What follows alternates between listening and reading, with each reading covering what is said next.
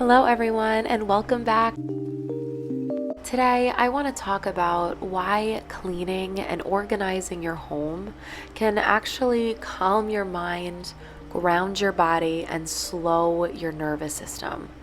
And also, from a biblical perspective, how it can become a quiet, meaningful way to serve your husband and your family without burnout or resentment. So, if you've been feeling overstimulated, scattered, and anxious, then this video is for you. It's about finding peace and staying grounded in this very chaotic world. So, grab your favorite drink and slow down with me. So, the first point I want to cover is why physical clutter creates so much mental noise. We live in a world that is loud and fast and visually overwhelming. We have screens, notifications, decisions, and just literally noise all day long and right at our fingertips. Then, when we walk into our homes, if our space is cluttered, our brain never really gets to rest because the clutter is like unfinished business to the brain. So, even if we don't realize it, when we see messes in our home, every pile, every half-done task is quietly reaching out to your brain saying, "Don't forget me," and it becomes anxiety. So even when you sit down, your nervous system still stays alert with all the clutter.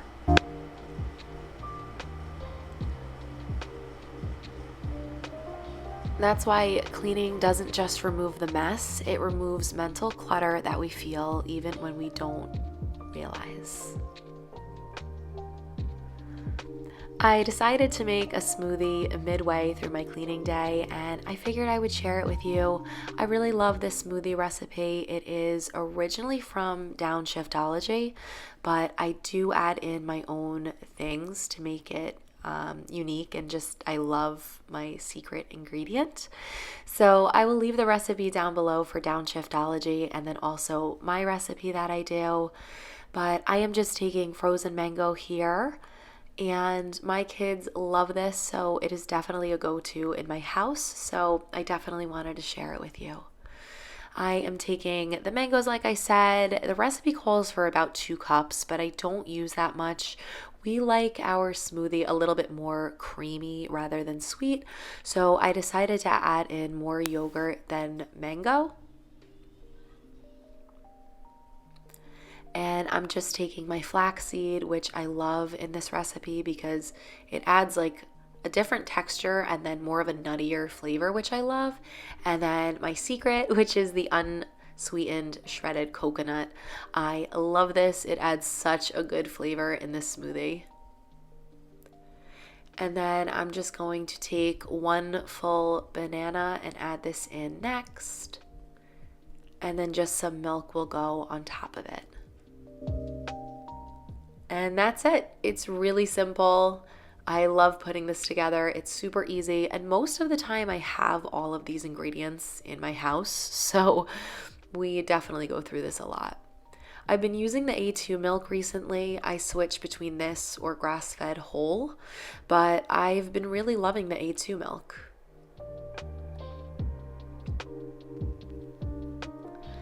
And I'm just using my NutriBullet to blend it all up together. I don't have any fancy blenders or anything like that, but I find my NutriBullet works great.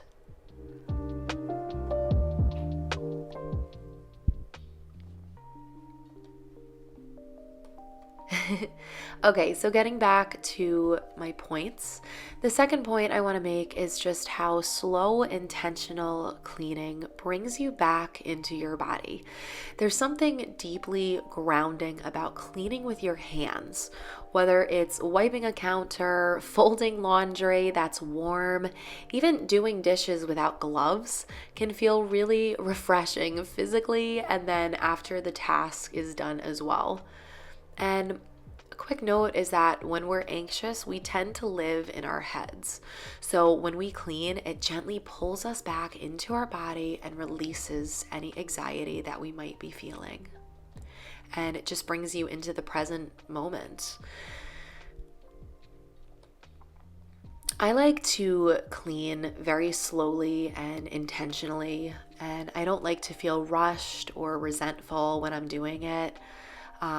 What I like to do is just I put my phone away, I turn on my favorite music or even my favorite YouTube, and I normally have essential oil diffusers running. I think there's one on in my bathroom, but I like to focus on one small area at a time, and it just makes me feel really productive. And once I get it done, I feel really, really good.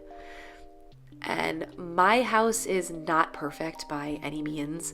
I've never been one of those people who has like that really type A personality. Honestly, I wish I did. I wish I had more of that, like, come on, let's get things done personality, but I just don't. My home is a very lived in home, which I love that too. I think it's really beautiful for my kids to grow up like, a lived in home. But at the same time, I know that the mess really, really does, bring down my mental clarity and even my emotions sometimes.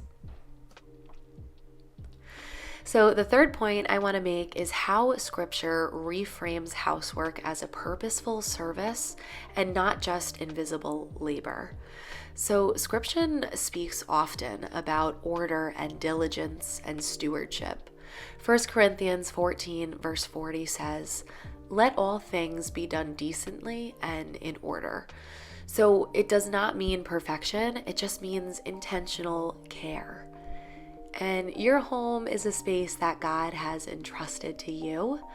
So I know I personally love doing things for my husband because he's one of those people who notices things instantly. So like if I clean a part of the house or do his laundry, he always notices and he always points it out to me. And I don't know, it's just a great feeling to honor him like that. And for him to just be able to come home to a peaceful environment, that's something that I've been working really hard on to create for him because he works so hard during the day. I feel like for him to be able to come into a relaxed and peaceful environment can really help with just reducing stress and honestly pulling our family together just in a really strong, impactful way.